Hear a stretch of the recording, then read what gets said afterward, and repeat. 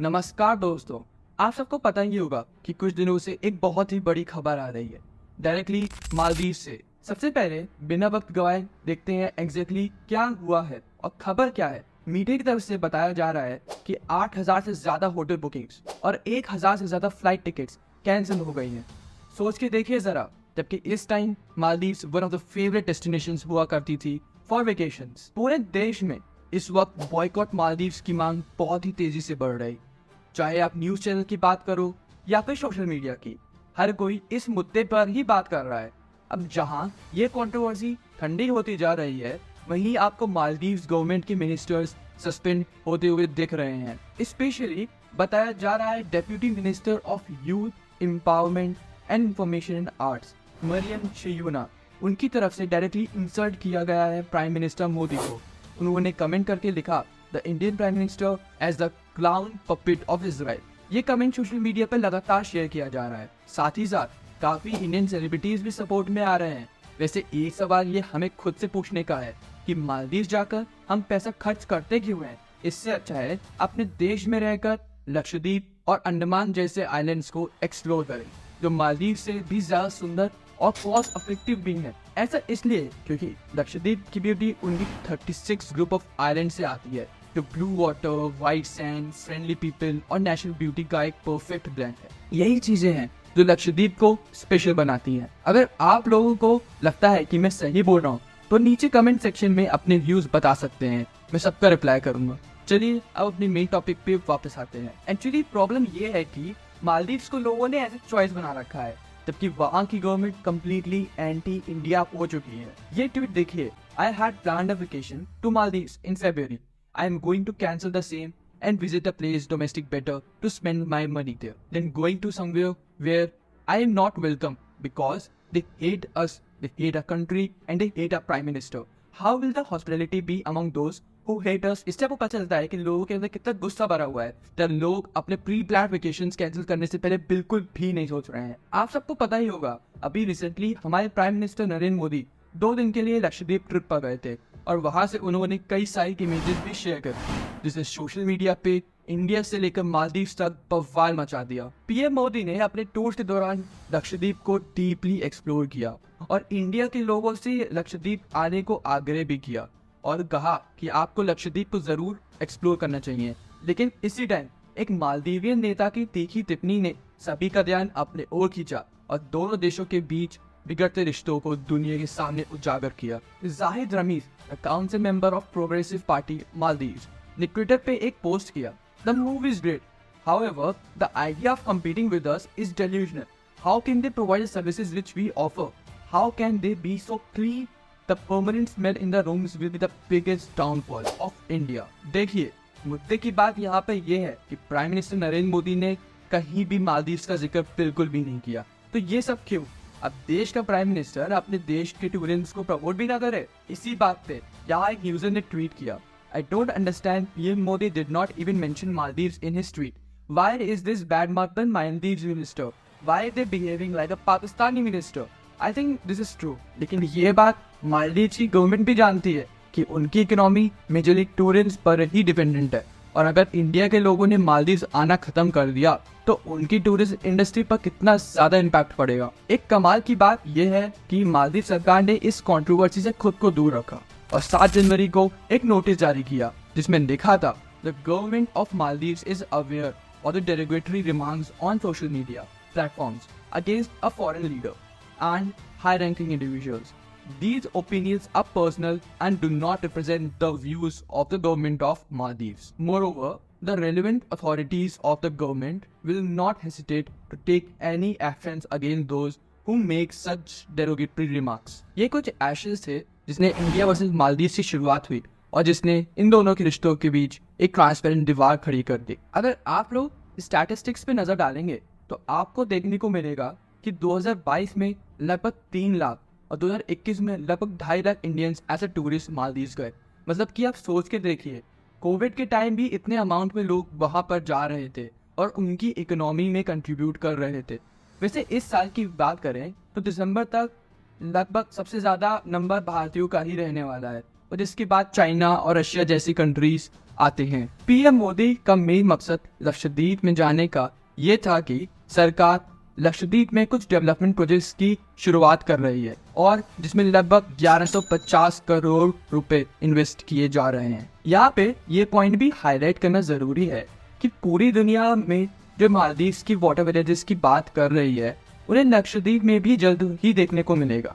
आपको ताज की दोनों प्रॉपर्टीज सोहेली और कर्मक में ये वाटर विलेजेस देखने को मिले, जिसके साथ आपको वो फैसिलिटी भी मिलेंगी जो आपको मॉल्स में देखने को मिलती है। तो ऑब्वियसली इंडिया की फर्स्ट चॉइस लक्षद्वीप होगी, ना कि मालदीव्स, जहां ट्रैवल करना आने वाले टाइम में और भी इजी एंड अफोर्डेबल हो जाएगा। Here's what has happened between India and Maldives before. First is India Out campaign. ये सब शुरू हुआ 30 सितंबर 2023 को, जब मेल के मेयर मोहम्मद मुइज़ू मालदीव्स के नए प्रेसिडेंट बने। मुइज़ू के पॉलिटिकल दौरे में इंडिया आउट कैंपेन का नारा था, जो पहले के प्रेसिडेंट इंडिया फर्स्ट की पॉलिसी के अगेंस्ट था। पहले की गवर्नमेंट के एकदम अपोजिट मुइज़ू कई बार चाइना के करीब भी दिखे गए, क्योंकि मेल के मेयर होने के दौरान उन्होंने कुछ इंपॉर्टेंट बीजिंग इंफ्रास्ट्रक्चर प्रोजेक्ट्स की देखरेख की और वादा किया कि अगर वो प्रेसिडेंट बने तो वो चाइनीज कम्युनिस्ट पार्टी के साथ गहरे संबंध बनाएंगे। Secondly, Maldives terminates hydrographic pact with India. दिसंबर में मालदीव्स गवर्नमेंट के अनाउंस किया कि वो इंडिया के साथ हाइड्रोग्राफिक पैक्ट के लिए MOU को रिन्यू नहीं करेंगे, क्योंकि मालदीव्स के पास अपना नेशनल हाइड्रोग्राफी एजेंसी है, लेकिन अगर जरूरत पड़ी तो वो एक्सटर्नल पार्टनर्स से मदद लेंगे। 2019 में दोनों देशों के बीच का साइन किया गया ये एग्रीमेंट 2024 में खत्म होने वाली है। Thirdly, India has asked to withdraw their military from Maldives. Muizzu के इलेक्शंस के बाद से इंडिया के साथ नोकझोंक बढ़ गई, जिसके चलते जनवरी 2024 में इंडियन गवर्नमेंट से कहा गया कि वो आइलैंड नेशन से अपनी मिलिट्री को वापस लें, ताकि वो अपने डेमोक्रेसी को बचा सकें। उस समय मुइज़ू ने कहा, इंडिया हमारा सबसे करीबी दोस्तों में से एक है। हम दोनों के बीच ट्रेडिशनल एंड कल्चरल रूट्स हैं। दोनों देश trade, commerce, investment and tourism जैसे फील्ड में काफ़ी तेज़ी से ग्रो कर रहे हैं और साथ ही दोनों देश एक दूसरे के साथ अच्छा रिलेशनशिप भी शेयर करते हैं। इन सब के बाद सिर्फ इंडियंस नहीं बल्कि मालदीवियंस भी अपनी सरकार को क्रिटिसाइज कर रहे थे कि आप लोग ऐसा कैसे कर सकते हैं, दिस इज डिसग्रेसफुल। हमारी इकोनॉमी इंडिया के सपोर्ट से चलती है, तो इंडिया और इंडिया के PM को ऐसी इंसल्ट करना this is bad mouthing and this should not be done. दोस्तों, आगे बढ़ने से पहले मैं आपको एक इंस्पायरिंग और मोटिवेटिंग स्टोरी रिकमेंड करना चाहूँगा जो एक रियल लाइफ से इंस्पायर्ड है, और वो है 12th फेल। इसको आप ऊपर आई बटन पर क्लिक करके देख सकते हैं। वीडियो बनाने में हमारी बहुत मेहनत लगती है, तो इसे पूरा देख के आप अपने सजेशंस कमेंट बॉक्स में लिख सकते हैं और लाइक, शेयर एंड सब्सक्राइब करके हमारा हौसला और बढ़ा सकते हैं। तो चलिए अब अपने टॉपिक पे वापस आते हैं। अब आप सब सोच रहे होंगे कि ये सब ठीक है, फिर exactly why India is so important to Maldives, ये समझने के लिए हमें कुछ और पॉइंट्स पे नजर डालनी होगी। सबसे पहले मालदीव का जो हनीमादो इंटरनेशनल एयरपोर्ट है, जानते हैं इस एयरपोर्ट को बनाने के लिए किस देश ने लाइन ऑफ क्रेडिट दिया? ऑब्वियसली इंडिया ने। लाइन ऑफ क्रेडिट लोन की तरह नहीं होता है, पर यहाँ पर पैसा आप अपनी नीड के हिसाब से धीरे धीरे दे सकते हैं और उसको धीरे धीरे लौटा भी सकते हैं अपनी सहूलियत के हिसाब से। तो इसका एक पूरा नया टर्मिनल जहाँ पर लगभग 13 लाख पैसेंजर्स एक साल में आ सकते हैं, ये किसने बनाया? इंडिया ने। दूसरी तरफ greater Male connectivity project which is the biggest project as well as the economic lifeline of Maldives। ये प्रोजेक्ट भी इंडियन गवर्नमेंट की मदद से ही बना, जिसमें लगभग 7 किलोमीटर लंबी कनेक्टिविटी ब्रिज जो मेल के आसपास के आइलैंड्स को कनेक्ट करती है, जैसे थिलाफुशी, गुलीफुशी, विलिंगली आइलैंड। इसके अलावा मालदीव्स नेशनल डिफेंस फोर्सेस को इंडिया ही स्किल डेवलपमेंट प्रोवाइड करती है, which is the largest. India second trading partner है मालदीव्स का, साथ ही इंडिया लार्जेस्ट टूरिज्म कंट्रीब्यूटर भी है मालदीव्स का। इंडिया हमेशा से अपने पड़ोसी देशों को साथ में लेकर चला है। The best example is Sri Lanka. जब श्रीलंका में इकोनॉमिक क्राइसिस आया, India was one of the first responders. Maldives की इकोनॉमी पर जब मैंने थोड़ा रिसर्च किया तो मुझे ORF ऑब्जर्वर रिसर्च फाउंडेशन का एक आर्टिकल मिला which says China development bank and industrial and commercial bank of China. Maldives सरकार का लगभग 60% कर्ज इन चाइनीज बैंक के पास है। सोचिए देखिए, 60% कर्ज मतलब चाइनीज सरकार के हाथ में साल का कितना इंटरेस्ट ये देते हो।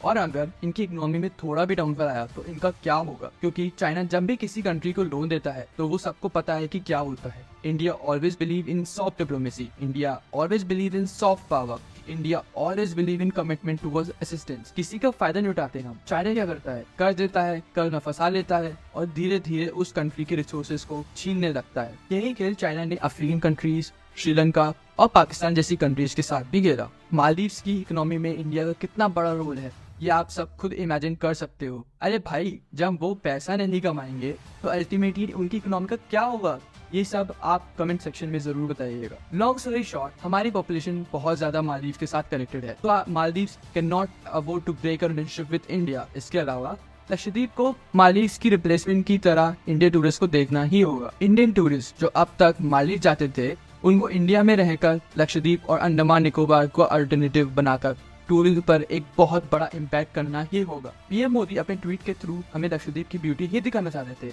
ये एक काफी अच्छा मूव था, लेकिन इसके बाद जो कंट्रोवर्सी हुई वो अब तक शांत नहीं हो पाई है। खैर, देखना होगा कि आगे क्या होता है। वैसे आपको जाने से पहले एक और अपडेट दे देता हूँ।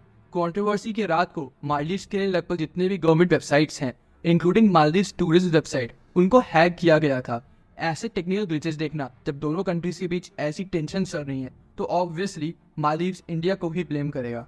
जो भी हो, आपका क्या सोचना है इस सब मामले में, और क्या हमें मालदीव्स को अपनी बकेट लिस्ट में डालना चाहिए? मुझे कमेंट सेक्शन में जरूर बताइएगा। मैं भी अपना व्यू आप लोग के साथ जरूर शेयर करूंगा। अगर आप लोगों को किसी स्पेसिफिक टॉपिक के बारे में वीडियो चाहते हो तो आप लोग कमेंट सेक्शन में हमें जरूर सजेस्ट कर सकते हो। हम पूरी कोशिश करेंगे नेक्स्ट वीडियो बनी लाने की।